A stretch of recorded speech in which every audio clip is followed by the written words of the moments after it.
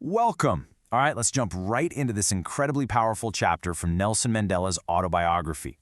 We're going to get a front row seat to his personal account of a day that literally changed the world, his long, long walk to freedom. So what you need to know right off the bat is that this isn't just some story somebody wrote. This is a real piece of Mandela's own book.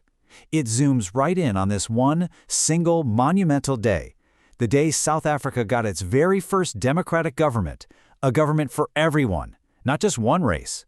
I mean, this is history, told by the man who lived it.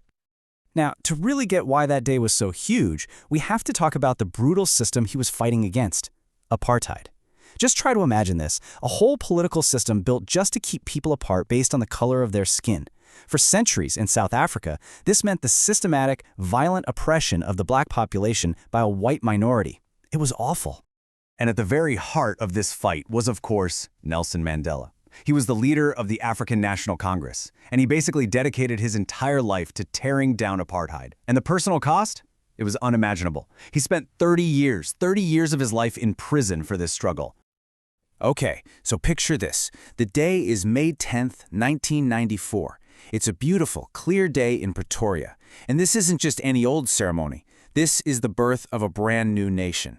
This is the moment South Africa's first truly democratic government, elected by all its people, is officially installed. And the location, wow, the location itself tells such a powerful story. For decades, the Union buildings in Pretoria were the symbol, the absolute center of white domination. But on this day, Mandela calls it a rainbow gathering. The exact same spot, once a symbol of oppression, is now this vibrant stage for unity and freedom from all over the world. And let me tell you, the whole world was watching. This was not just a South African thing.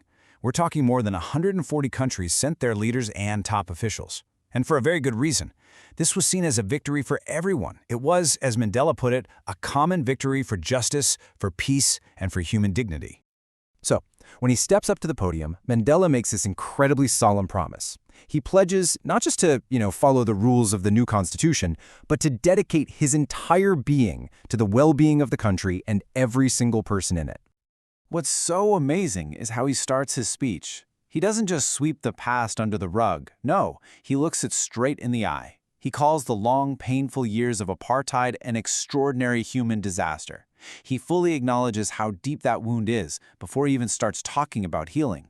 It shows you that real progress has to be built on an honest look at history. And then, bam, he gives us this brilliant contrast. Out of that disaster, he says, comes this glorious human achievement. He declares that the sun will never again set on oppression in his country. It's like he's promising a permanent sunrise. Just think about this for a second.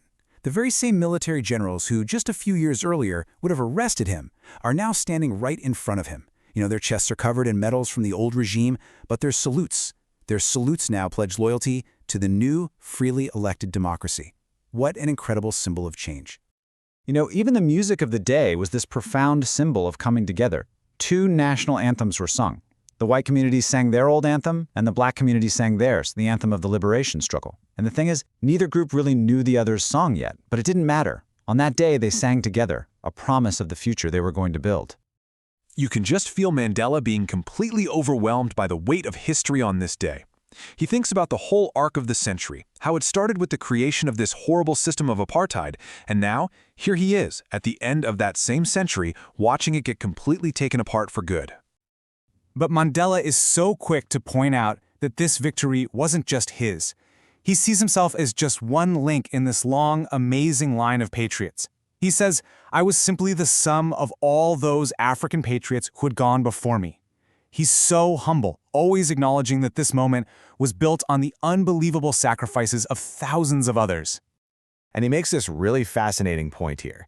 He says that while apartheid created this deep, lasting wound, that same terrible oppression had a kind of unintended side effect. It forged freedom fighters of the most incredible character, people with just extraordinary courage, wisdom, and generosity. In fact, his whole understanding of courage came from watching these comrades. He learned that real courage isn't about not feeling afraid. I mean, we all feel fear, right? The brave person, he says, is the one who triumphs over that fear. It's such a powerful lesson about resilience. And his belief in humanity is really rooted in this one simple, powerful idea. He argues that nobody is born hating another person. You have to be taught to hate. But love, he believes, comes more naturally to the human heart than its opposite.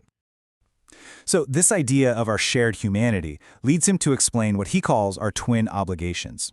First, you have a duty to your family, your parents, your partner, your kids. But second, you have this bigger duty, a duty to your people, your community, and your country. And understanding these duties completely changed his view of freedom itself. You know, when he was a boy, freedom was simple stuff, like being able to run around in the fields. But as he grew up, he realized his own personal freedom meant nothing if his brothers and sisters weren't free. His hunger for his own freedom grew into this massive hunger for the freedom of all his people. So, when we pull it all together and look at this chapter as a whole, a few huge themes just jump out at you. It's this powerful exploration of freedom, the long fight for equality, the incredible resilience of humanity, and of course, the ultimate triumph of justice. And the message he leaves us with is so important. True freedom isn't just about you, it's collective, it's for everyone. He also makes this incredible point that both the oppressor and the oppressed are victims. Both are robbed of their humanity. And finally, that freedom isn't the finish line, it's the starting line of a huge responsibility. Okay, last thing. For those of you studying this, here's a quick checklist for your exams.